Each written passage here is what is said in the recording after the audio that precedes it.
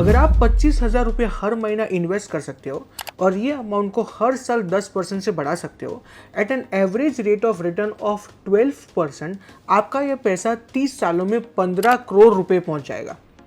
क्या आपने कहीं सुना है? हाँ, अगर आपने मेरा एनपीएस और रक्षाबंधन का वीडियो देखा है तो आपने डेफिनेटली सुना है। लेकिन अगर मैं आपको ये बताऊं कि ये 15 करोड़ का ड्रीम आप खुद तोड़ेंगे 1.5 लाख रुपए की नीड के लिए, तो क्या आप मानोगे? अगर आप रैशनल होगे, आप बोलोगे नहीं, मैं ऐसा बिल्कुल नहीं करूंगा। लेकिन सच्चाई कुछ और है। रिसर्च ये बताता है कि एमफी का एक रिपोर्ट है जो बता रहा है कि 46% of mutual fund investors exit with in 2 years of investing. कारण बहुत सारे हो सकते हैं, लेकिन उसमें से बहुत ही प्रोमिनेंट एक कारण है पैसों की जरूरत होना। स्कूटर खरीदना है, मेडिकल ट्रीटमेंट करवानी है, एजुकेशनल फीस भरनी है, स्टार्टअप शुरू करना है, वगैरह वगैरह, कितनी सारी नीड्स हो सकती है। और जब भी पैसों की नीड होती है उस टाइम पे हमारा मन सबसे पहले हमें म्यूचुअल फंड को लिक्विडेट करने के लिए बोलता है। लेकिन आपको ये अब करने की जरूरत नहीं है। 1.5 लाख रुपए के लिए आप अपना 15 करोड़ रुपीस का ड्रीम मत तोड़िए।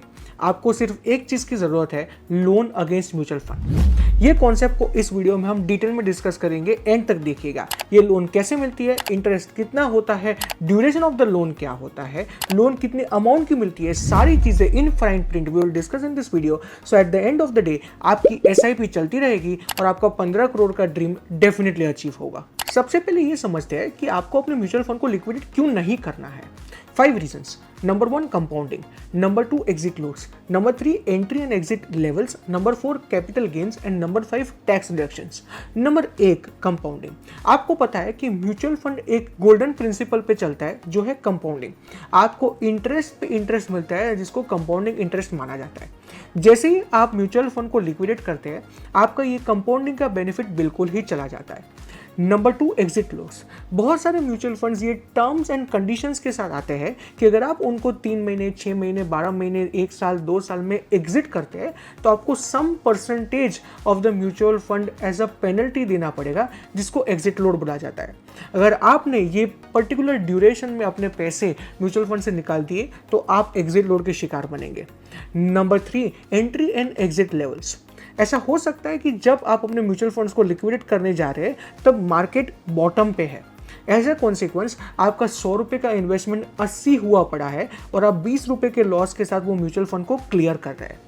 दूसरा, अगर आप 6 महीने के बाद उसी म्यूचुअल फंड में इन्वेस्ट करने का ट्राई करते हैं तो ऐसा हो सकता है कि उस टाइम मार्केट बहुत ज़्यादा बढ़ा हुआ है, मतलब 100 रुपये जगह जब मार्केट था वो 80 हो गया और 80 के बाद 6 महीने के बाद अगर वो 120 हो गया तो आपको ना तो फ़ायदा मिला, और अब आपको अगर जब इन्वेस्ट करना है तो आपको 120 के लेवल पे इन्वेस्ट करना पड़ेगा, जिससे आपको और भी नुकसान होगा, आपको हायर कॉस्ट पे आपका म्यूचुअल फंड मिलेगा। Number 4, capital gains tax. अगर आपके म्यूचुअल फंड में आपको गेन हुआ है तो at the time of liquidation आपको इस पे कैपिटल गेन्स टैक्स भरना पड़ेगा।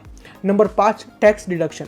आप म्यूचुअल फंड के सामने लोन कोई भी रीज़न के लिए ले सकते हैं, वो पर्सनल हो सकता है, प्रोफेशनल हो सकता है, लेकिन अगर आपने प्रोफेशनल रीज़न के लिए, बिजनेस रीज़न के लिए लोन लिया है तो उसके इंटरेस्ट का टैक्स डिडक्शन आपको मिलेगा, जो आपके लिए एक बहुत बड़ा बिजनेस बेनिफिट होगा। तो आपको समझ में आ गया होगा कि बिकॉज ऑफ दिस 5 रीजंस आपको म्यूचुअल फंड्स लिक्विडेट नहीं करने चाहिए, उसके अगेंस्ट लोन लेके उस पैसे को यूज़ करना चाहिए। अभी आप पूछेंगे कि ये म्यूचुअल फंड्स के अगेंस्ट लोन कैसे लिया जाता है।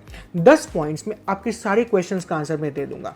नंबर 1, लोन कहाँ से मिलता है। इसके लिए बहुत सारे बड़े इंस्टीट्यूशंस एंड फिनटेक्स आपकी रिक्वायरमेंट्स को कंप्लीट करेंगे। Big institutions like HDFC, SBI, Mirae asset, Kotak, etc. are providing this facility of loan against securities. Even small startups like Abhi Loans and Dhan Labh are providing these services. Number 2, apply कैसे करना है। आपको इन companies के website पे जाना है, अपनी details जैसे पैन और आधार को हैंडी रखना है। जब भी ये डिटेल्स आपसे पूछी जाए तो आपको वो डिटेल्स को कीन करना है। आपको डिफरेंट प्रोडक्ट्स दिखाई जाएगी जिसमें जो प्रोडक्ट आपके रिक्वायरमेंट को एग्जैक्टली मैच करती है उस प्रोडक्ट को आपको सिलेक्ट करना है। प्रोडक्ट सिलेक्ट करने के बाद और अपने रिक्वायरमेंट्स डालने के बाद आपकी एप्लीकेशन को इंटरनली रिव्यू किया जाएगा और सारी फॉर्मेलिटीज खत्म होने पे आपकी लोन सैंक्शन हो जाएगी। नंबर 3, आपको लोन कितने रुपए तक मिल सकती है, तो that amount can range from 25,000 to 5 crores। Number 4, in loans पे इंटरेस्ट कितना होता है, तो the interest ranges from 8% to 16%, but it is an average of 11 to 12%, मतलब 11-12% के आसपास आपको इंटरेस्ट लग जाएगा। नंबर 5, लोन का ड्यूरेशन कैसा होता है, तो लोन का duration can range up to 12 months, लेकिन अगर आपको 12 मंथ्स के बाद इस लोन को रिन्यू करना है तो वो रिन्यूअल फैसिलिटी आपको बहुत सारे केसेस में मिल जाती है। नंबर 6, आपका पेमेंट शेड्यूल कैसा रहता है? तो it is absolutely in your hands to determine your payment schedule.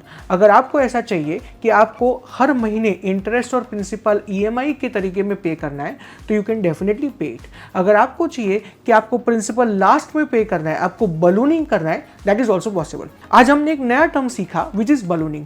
Ballooning मतलब आप इंटरेस्ट पेमेंट्स को तो रेगुलरली करेंगे लेकिन the principal will be repaid at the end of the period. Number 7, processing charges.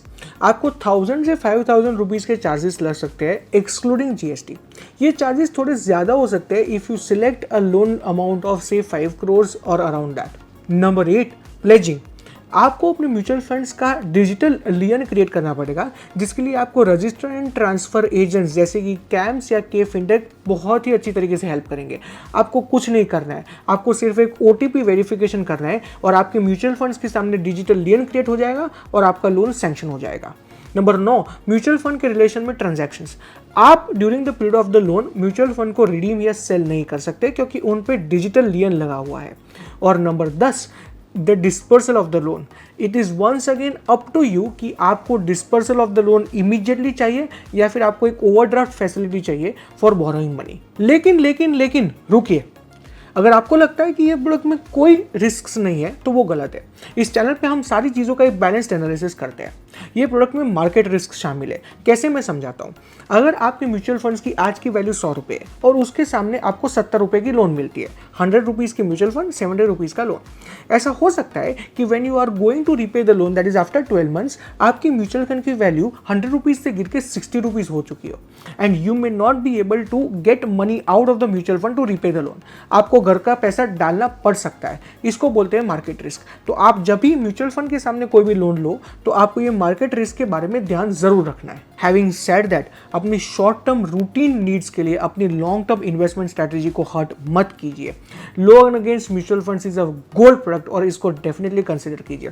अगर आपको म्यूचुअल फंड्स के सामने लोन भी नहीं लेना और म्यूचुअल फंड्स को भी लिक्विडेट नहीं करना तो अपनी इन्वेस्टमेंट्स करने से पहले एक इमरजेंसी फंड जरूर खड़ा कीजिए। ये emergency fund should be 2 times your annual cost और एनुअल एक्सपेंसेस। ये आपका इमरजेंसी फंड या तो FDs में रहेगा या लिक्विडेबल सिक्योरिटीज में रहेगा जो फटाफट लिक्विडेट हो जाएगी और आपको अपने इन्वेस्टमेंट्स को तोड़ने नहीं पड़ेंगे फॉर इमीडिएट बिजनेस और पर्सनल नीड्स। कमेंट सेक्शन में मुझे 2 चीज़ बताइए। नंबर 1, क्या आप SIPs के थ्रू म्यूचुअल फंड में इन्वेस्ट करते हैं? एंड नंबर 2, क्या आपने पास में कभी लोन अगेंस्ट म्यूचुअल फंड्स को एक्सप्लोर किया है कि नहीं? ये वीडियो आपके सारे दोस्तों और रिश्तेदारों के साथ WhatsApp ग्रुप में शेयर कर दीजिए जिससे वो ये गलती करने से बच जाए कि अपने लॉन्ग टर्म स्ट्रैटेजी को शॉर्ट टर्म नीड्स के लिए हर्ट कर दिए, अपने म्यूचुअल फंड्स को तोड़ के वो पैसा रिडीम करें। उनको लोन अगेंस्ट सिक्योरिटीज को डेफिनेटली एक्सप्लोर करना चाहिए। अगर आपको हमारा कंटेंट अच्छा लग रहा है तो इस चैनल को सब्सक्राइब कीजिए क्योंकि इससे हमें बहुत हेल्प होती है। इस वीडियो को लाइक कीजिए और अंत तक इस वीडियो को देखने के लिए खूब खूब धन्यवाद।